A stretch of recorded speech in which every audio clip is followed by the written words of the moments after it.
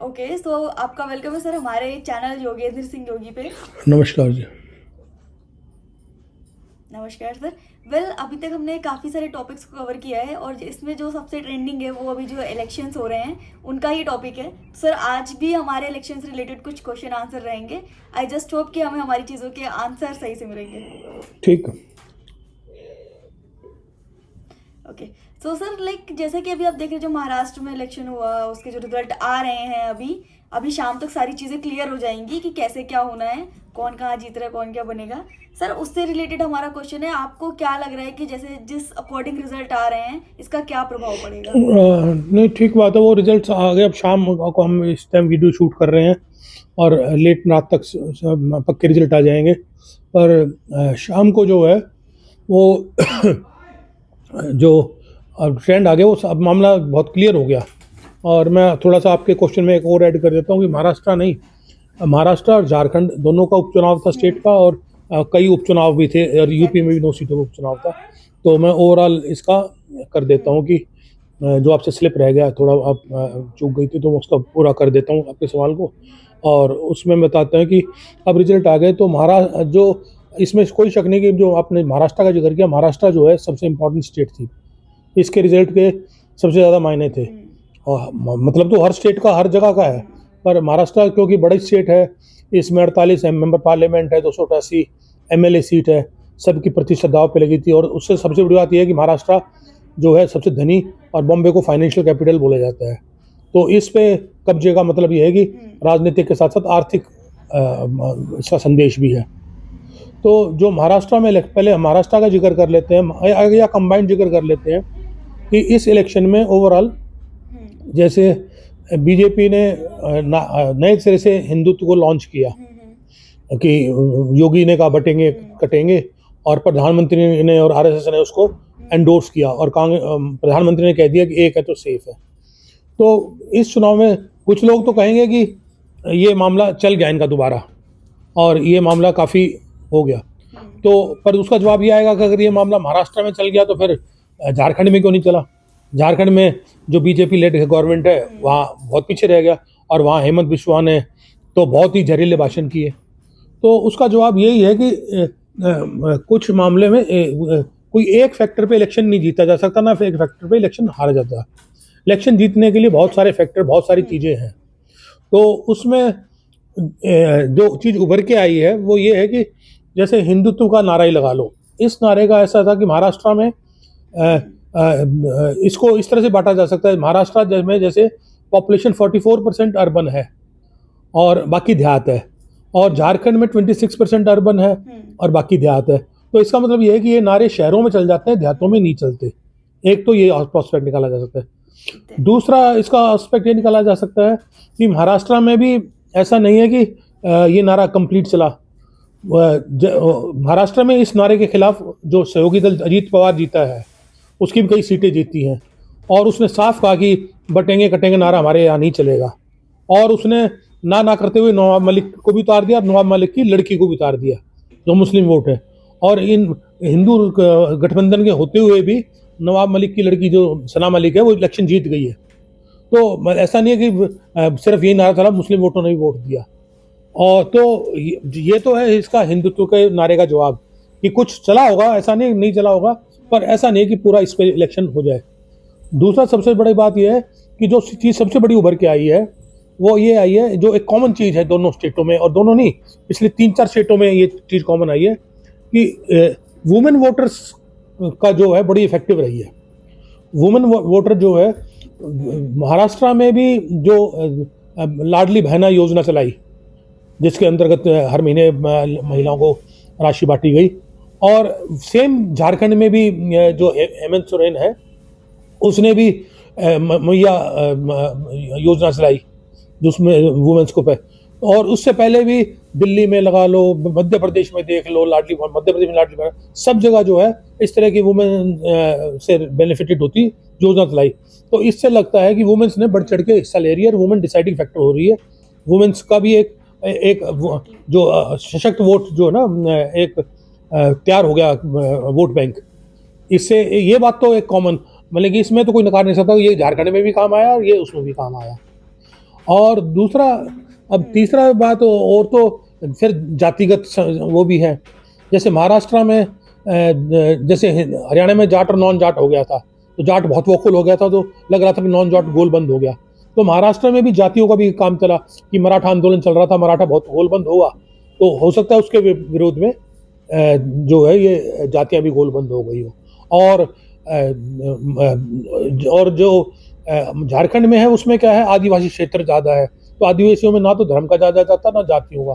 और उसमें हेमंत सोरेन का शायद जो है सिंपैथी रही, हेमंत सोरेन को चाहे जेल में बंद किया तो आदिवासियों को शायद इस बात को महसूस हुआ, एक वो फैक्टर भी झारखंड में शायद काम कर गया। और महाराष्ट्र में गया जो झारखंड में सिंपैथी वेव काम की, महाराष्ट्र में जो सिंपैथी थी शरद पवार उद्धव ठाकरे के लिए, जिनकी पार्टी टूटी थी, वो जो सिंपैथी वो मेरे को लग रहा है कि लोकसभा इलेक्शन में एक्सपायर कर गई, मतलब कि उसमें इलेक्शन में उनको बेनिफिट मिला। महाराष्ट्र इलेक्शन लोकसभा में बिल्कुल उल्टा हुआ जो अब हुआ है। मतलब कि बड़ी हैरानी की बात है कि Maharashtra election assembly Lok Sabha election में जो बीजेपी गठबंधन पूरी तरह से हार गया था, उन्हीं जगहों पे अब जाके गठबंधन जीत गया और कांग्रेस सफाई हो गई। और महाराष्ट्र में सबसे जो बड़ी बात जो विपक्ष कह रहा है, मैं तो उसमें पूरा नहीं कह रहा, तो विपक्ष का इल्जाम है कि इसमें धन शक्ति का बेहद इस्तेमाल हुआ है।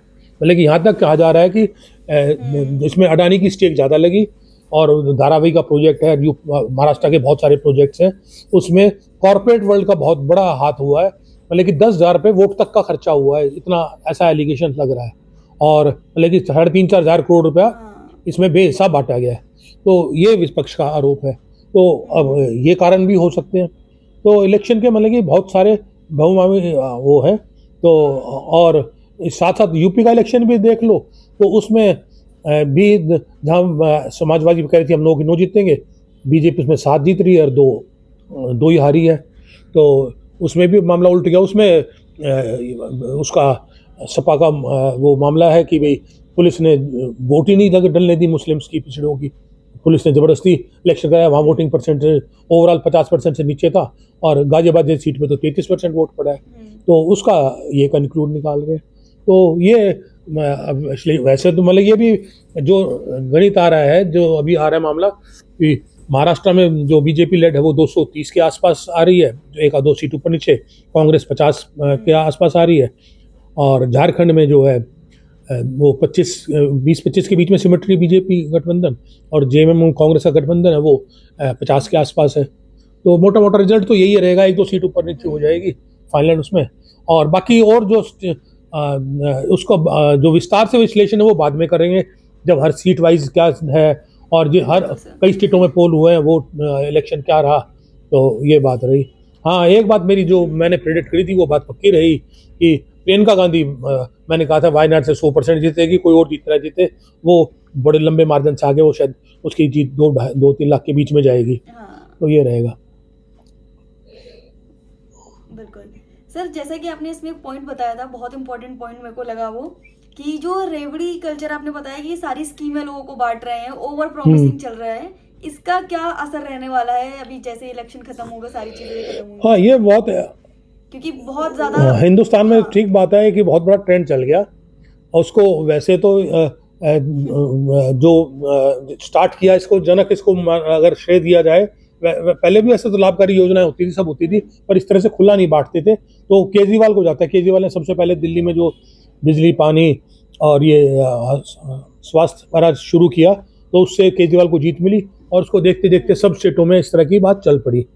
और पर इसको रेवड़ी कल्चर जो दिया वो प्रधानमंत्री ने कहा, वो तो केजरीवाल ने तो कहा है कि भाई ये जो अपना लोगों के हितकारी है, क्या नाम है, सरकार जो है वेलफेयर स्टेट है हमारी, तो पब्लिक का वेलफेयर का ध्यान रखना चाहिए। पर बीजेपी ने इसको रेवड़ी, पर उसके बावजूद बीजेपी भी पूरे देश में, मोदी जी 80 करोड़ लोगों को अनाज बांट रहे हैं, पूरे देश में किसानों को पैसा बांट रहे हैं, महिलाओं को पैसा बांट रहे हैं, हर स्टेट में ये भी सब प्रॉमिस कर रहे हैं। महाराष्ट्र में भी किया, हरियाणा में भी किया, महिलाओं के लिए, युवाओं के लिए, किसानों के लिए, और सारे दल अब इस रेस में चालू हो गए हैं। तो एक तरह से तो ये बहुत स्थिति खराब है कि आप लोगों को दो, पर आप फाइनेंशियल बैलेंस भी देखो, सिर्फ जीतने के लिए ना हो। और इससे ज़्यादा लोगों को कोशिश करनी चाहिए मजबूत बनाए लोगों को कि लोगों को जरूरत ना पड़े, वो खुद कमाने में सक्षम हो। असली बात तो ये है। पर इसका एक दूसरा पहलू भी है जो आया है, और उस पर अभी केजरीवाल ने एक बिल्कुल भैंस ही छेड़ दी। उसने बिल्कुल सरेआम कहना चालू कर दिया कि 6 रेवड़ियां बांट रहा हूँ, दिल्ली में इलेक्शन आएगा और मैं 7वीं रेवड़ी और बांटूंगा। अभी वो महिलाओं को फ्री शिक्षा वगैरह दे रहा है, महिलाओं को भी मैं अब हर महीने 1-1.5 हज़ार रुपये दूंगा। और उसके पक्ष में वो ये कह रहा है कि वो बड़ी अच्छी दलील दे रहा है कि जनता का पैसा है, जनता को जा रहा है, इसमें क्या तकलीफ है, ये पैसा कोई अपने घर से दे नहीं रहे, जनता का पैसा है। और दूसरे एस्पेक्ट ये आ रहा है कि इस मामले में मेरा भी एक मत है कि प्रधानमंत्री ने पिछले 10 साल में जो कॉर्पोरेट वर्ल्ड है उसको 16 लाख करोड़ माफ कर दिया। जब आप कॉर्पोरेट को 16 लाख करोड़ कर सकते हो तो अपनी गरीब जनता के लिए, अपने गरीब लोगों के लिए लाख, 1.5 लाख, 2 लाख करोड़ क्यों नहीं खर्च कर सकते? जिस कॉर्पोरेट को जरूरत नहीं है, और सिर्फ 25 लोगों का 16 लाख करोड़ कर दिया। हमारा हर किसान हर रोज आत्महत्या कर रहा है, उसके लाख, 1.5 लाख का कर्जा क्यों नहीं माफ कर सकते, या उसका MSP क्यों नहीं लागू कर देते? जैसे अब दिल्ली में ही केजरीवाल बांट रहा है, वो कुल 34,000 करोड़ का खर्चा है जो जितनी वेलफेयर स्कीम चला रहे हैं उसमें। मैं अलग अलग बता सकता हूँ कि इतना बिजली में है, इतना पानी में है, इतना इसमें है, तो बहुत बड़ी रकम नहीं है। पर इतनी 34,000 करोड़ से कम मतलब कि 1 करोड़, कई करोड़ परिवारों को राहत मिल जाती है। गरीब परिवार को जो 10,000 15,000 कमाता है, महीने में 10,000 15,000 कमाएगा, उसके घर में 4-5 हज़ार रुपये की मदद मिल जाती है।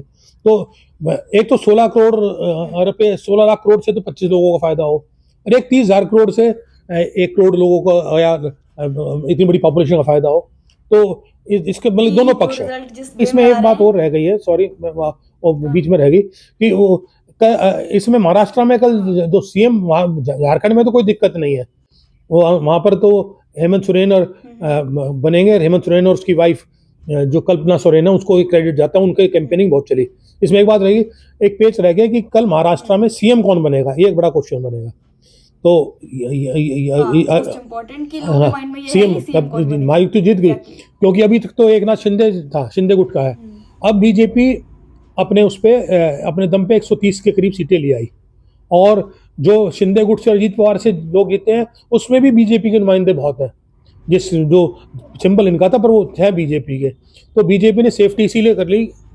तो अब महाराष्ट्र में अगर चाहे तो बीजेपी इनके बिना भी अकेली गवर्नमेंट बना सकती है, इतनी सक्षम है, पर वो इन दोनों को लेके चल रही है साथ में, और लेके चलेगी। और अब इधर से टूटना तो बड़ा मुश्किल हो गया। पर इसमें एक बात, एक पेश हो सकता है कि बीजेपी में भी वैसे तो हमें लग रहा है कि इस बीजेपी का चीफ मिनिस्टर बनेगा और देवेंद्र फडणवीस कैंडिडेट रहेंगे, पर बीजेपी में बहुत लोग ऐसे हैं जो देवेंद्र फडणवीस को नहीं बनने देना चाहते। तो वो हो सकता है इन दोनों को तो कह दें, ये कह दें भी इसके अलावा कोई बनाओ, इसको ना बनाओ, नंबर 1। नंबर 2, सवाल स्टेट गवर्नमेंट का नहीं, स्टेट गवर्नमेंट में तो बीजेपी सेफ है। अगर शिंदे गुट के अलग होने से ये नुकसान हो सकता है कि शिंदे गुट के 8 मेंबर पार्लियामेंट है लोकसभा में, तो शिंदे गुट के हटने से जो है महाराष्ट्र की सरकार की सेहत तो फर्क नहीं पड़ेगा, पर केंद्रीय सरकार के लिए 8 मेंबर पार्लियामेंट बहुत बड़ी सीट है, 1 अजीत पवार है, 8 वो है। तो कोई बड़ी बात नहीं है कि मतलब कि 90% तो मेरे ख्याल से कल चीफ मिनिस्टर बीजेपी का बनेगा, और बीजेपी में बनेगा तो फर्नांडिस बन सकता है या कोई और भी जैसे। और कोई अचंभे की बात नहीं कि कल अगर शिंदे गुट दबाव बनाए तो उसको भी चीफ मिनिस्टर बनाया जा सकता है, क्योंकि उनको सेंटर में भी लेना है बीजेपी को। तो ये मेरा प्रिडिक्शन है। बाकी देखो कल क्या होता है, वो कल उनकी विधायक दल की बैठक में होगी तो ये रहेगा। बिल्कुल वो कल क्लियर हो जाएगा कि वहां पे किसको चीफ सीएम बने, बट ऑप्शन तो यही रहेंगे। एग्जैक्टली। तो sir thank you so much, हमारे क्वेश्चन यहीं तक थे, एंड आई होप कि हमें और ऑडियंस को सारा इलेक्शन का जो एजेंडा था वो क्लियर समझ में आया होगा, जो ये ओवर प्रॉमिसिंग कल्चर है वो क्लियर हुआ होगा। सो थैंक यू, नमस्कार।